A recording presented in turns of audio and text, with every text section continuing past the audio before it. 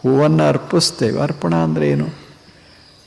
ಅರ್ಪಣ ಮಾಡೋಕ್ಕಿಂತ ಮೊದಲ ಇದು ನಂದಿರ್ತದ, ಅರ್ಪಿಸಿದ ಬಳಿಕ ನಂದಲ್ಲ ಅಷ್ಟೆ. ಇದಕ್ಕೆ ಏನಂತೇವಿ? ಅರ್ಪಣ ಅಂತ. ಇದು ಅರ್ಪಿಸೋ ರೀತಿ ಇದು.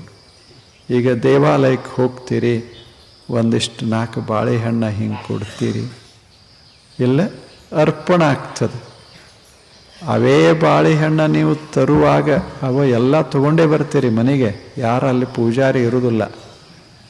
ಅದನ್ನು ತಗೊಂಡು ಪೂಜಾರಿ ಇಲ್ಲದೇ ಇದ್ರೆ ಇಷ್ಟು ಆನಂದ ಅನ್ನಿಸ್ತದೆ. ಎಲ್ಲ ನಮ್ಮವೇ, ಇನ್ಯಾವು ಯಾರೂ ತಗೊಳ್ಳೋದಿಲ್ಲ. ಹಾಗೆ 12 ಒಯ್ದಿರ್ತೇವೆ, 12 ತೆರಿಗೆ ತರುವಾಗ ಒಯ್ಯುವಾಗ ಹೆಂಗಿರ್ತದೆ? ಇದು ಬಾಳೆಹಣ್ಣು ಅಂತಿರ್ತದೆ. ತರುವಾಗ